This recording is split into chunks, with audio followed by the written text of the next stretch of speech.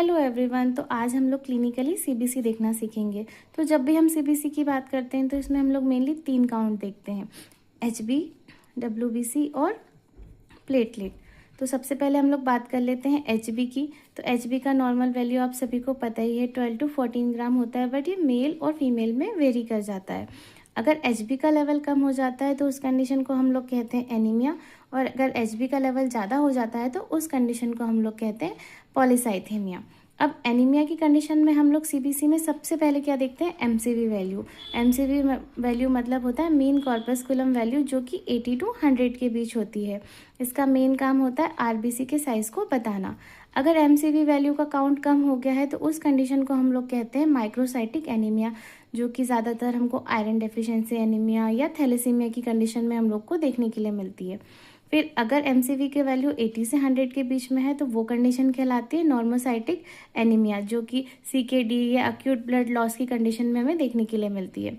और अगर एमसीवी का काउंट बढ़ जाता है तो उस कंडीशन को हम लोग कहते हैं माइक्रोसाइटिक एनीमिया, जो कि विटामिन B12 की डेफिशिएंसी या अल्कोहल या हाइपोथायराइडिज्म की कंडीशन में हमें देखने के लिए मिलती है। अब हम नेक्स्ट बात कर लेते हैं पॉलीसाइथेमिया की। तो जैसा मैंने आपको ऊपर बताया था, अगर एचबी का लेवल बढ़ जाता है तो उस कंडीशन को हम लोग कहते हैं पॉलीसाइथेमिया।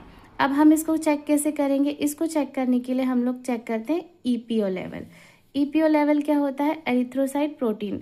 एरिथ्रोसाइट प्रोटीन मतलब एक हार्मोन होता है जो रिस्पॉन्सिबल होता है आरबीसी के प्रोडक्शन के लिए फ्रॉम बोन मैरो। अब ईपीओ बढ़ने के कुछ सेकेंडरी कॉजेज हो सकते हैं, जैसे कि हाइपोक्सिया या ट्यूमर, और ईपीओ कम होने के चांसेस होते हैं। प्राइमरी कॉज जो उसका होता है वो है पॉलीसाइथेमिया वेरा, जो कि एक रेयर ब्लड कैंसर डिसऑर्डर है। अब हम नेक्स्ट बात करते हैं डब्ल्यूबीसी की। डब्ल्यूबीसी मतलब वाइट ब्लड काउंट, वाइट, जो कि टीएलसी भी कहलाया जाता है। इसका नॉर्मल रेंज तो आप सभी को पता ही होगा, 4000 से 11000 होता है। अगर डब्ल्यूबीसी का काउंट बढ़ जाता है उस कंडीशन को हम लोग कहते हैं ल्यूकोसाइटोसिस। अब ल्यूकोसाइटोसिस की कंडीशन में सबसे पहले हम लोग क्या देखेंगे, डीएलसी देखेंगे।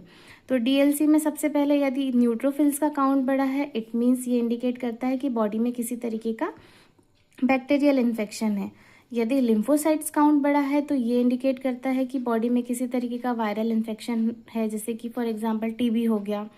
और यदि एसिनोफिल काउंट बढ़ा हुआ है, इट मीन्स कि बॉडी, ये इंडिकेट कर रहा है कि बॉडी में किसी तरीके के एलर्जिक या पैरासाइटिक इन्फेक्शंस हैं।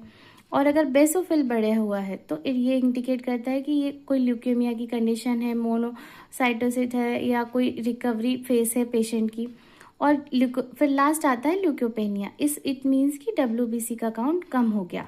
जैसे ल्यूकोसाइटोसिस में काउंट बढ़ जाता है, उस कंडीशन को हम लोग कहते हैं ल्यूकोसाइटोसिस, और ल्यूकोपेनिया मतलब डब्ल्यूबीसी का काउंट कम हो जाता है। ये ज़्यादातर वायरल इन्फेक्शन या बहुत लॉन्ग टर्म से कोई कीमोथेरेपी चल रही हो, कोई ड्रग्स ले रहे हो हम लोग, या बोन मैरो फेलियर की कंडीशन में इस तरीके का ल्यूकोपेनिया का केस देखा जाता है।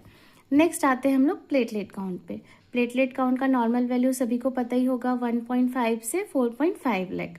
अगर प्लेटलेट का काउंट कम हो जाता है उस कंडीशन को हम लोग कहते हैं थ्रोम्बोसाइटोपेनिया, जो कि सबसे ज़्यादा देखने को मिलती है डेंगू के केसेस में। आई होप सबने देखी होगी, डेंगू में सबसे मोस्ट कॉमनली प्लेटलेट ही कम होती है।